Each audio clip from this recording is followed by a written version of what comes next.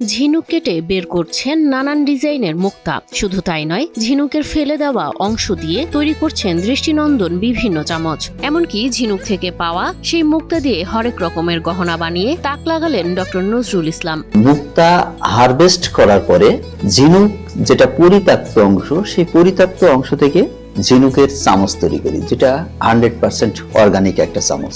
এই সব ঝিনুক চাষ করেন নিজের খামারেই এবং ঝিনুকের সাথেই করছেন 3 শ্রেণীর মাছ চাষ। মাছের জন্য আলাদাভাবে খাবার না কিনেই মাছ চাষ করে হচ্ছেন লাভবান। এখানে আমার একই সাথে 3 শ্রেণীর মাছ চাষ হচ্ছে, সাথে ঝিনুকে মুক্তা চাষ হচ্ছে, অর্থাৎ পানির শরবত ব্যবহার হচ্ছে। জানা যায় পৃথিবীর দামি খাবার ক্যাভিয়ার পরিবেশনে ধাতব নয়, বিশেষ এক ধরনের চামচ ব্যবহার করা হয়, যা মাদার অফ পার্ল বা ঝিনুক চামচ নামে পরিচিত।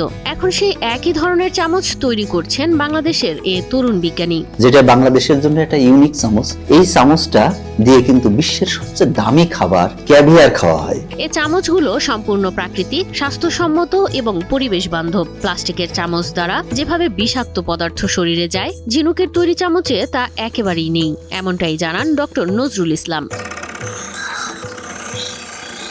খামারেই তিনি তৈরি করেছেন এক অভিনব পণ্য, ঝিনুকের খোলস দিয়ে তৈরি অর্গানিক চামচ, যা দিয়ে ক্যাভিয়ার বা অন্যান্য বিলাসবহুল খাবার পরিবেশন করা হয়। প্রতিটি ঝিনুকে মুক্তা চাষ করতে 7 থেকে 8 মাসে খরচ করেন মাত্র 50 টাকা, কিন্তু আয়ের বেলায় প্রতিটি ঝিনুক থেকে আয় করেন 300 থেকে 600 টাকা। ঝিনুকের আসলে কোনো কিছুই ফেলনা না, এর ভিতরে যে মাংসল অংশ ছিল, সেই মাংসল অংশটাও কিন্তু মাছের জন্য, মাছের খাবার হিসাবে ফেলে দিয়েছি। কোনো কিছুই অবশিষ্ট থাকে না ঝিনুকের। দিনের পর দিন কম জায়গায় ঝিনুক দিয়েই একই সাথে 3টি উপায়ে আয় করছেন 2 হাত ভর্তি টাকা। রায়ান জৈব কৃষি প্রকল্পে কিভাবে জমির সর্বোচ্চ ব্যবহার করা যায় সেটারই একটা দৃষ্টান্ত আমি তৈরি করার চেষ্টা করেছি, যেখানে অল্প জায়গায় অধিক ফলন পাওয়া যায়।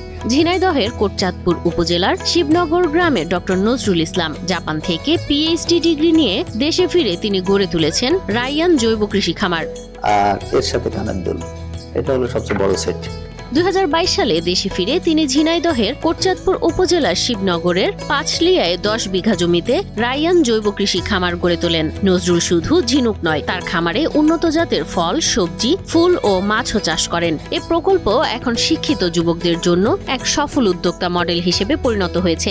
এই যে পুকুর পাড়ে আমি সবজি চাষ করতেছি, এখানে দার্জিলিং কমলা, চাইনিজ কমলা করতেছি, আবার পাশে দেখেন একানি, সবচেয়ে দামি যে মশলা জাতীয় ফসল, সেই একানি বা একাঙ্গি, যেটাকে অ্যারোমেটিক জিঞ্জার বলা হয়, সেটা চাষ করতেছি, আনারস চাষ করতেছি, সেম এগুলো করতেছি। আবার অপোজিট সাইডে আমি ভিয়েতনামিজ নারিকেল করতেছি, ওডিসি 3 সজিনা করতেছি, এবং চায়না 3 যে লেবু, যেটা সিডলেস লেবু, সেটাও কিন্তু আমি চাষ করতেছি।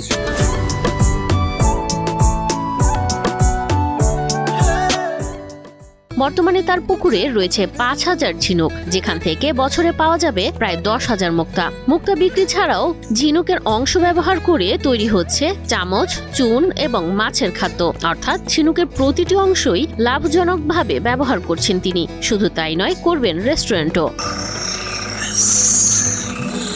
ঝিনাইদহ জেলা মৎস্য অফিসার মোহাম্মদ গোলাম সরওয়ার বলেন, ডক্টর নজরুল ইসলামের মুক্তা চাষ পদ্ধতি খুবই সম্ভাবনাময়। আধুনিক পদ্ধতিতে মাছ চাষ করতে কারিগরি প্রশিক্ষণ সহ নানা ধরনের সহযোগিতা করার আশ্বাস দেন তিনি। ঝিনাইদহ জেলাতে আমাদের মুক্তা চাষের একটা অপার সম্ভাবনাময় জায়গা। তো ঝিনাইদহ মৎস্য অধিদপ্তর ওনাকে সার্বিক কারিগরি সহযোগিতার পাশাপাশি উপজেলাকে নির্দেশনাও দেওয়া আছে ওনাকে সার্বিক সহযোগিতা করার জন্য।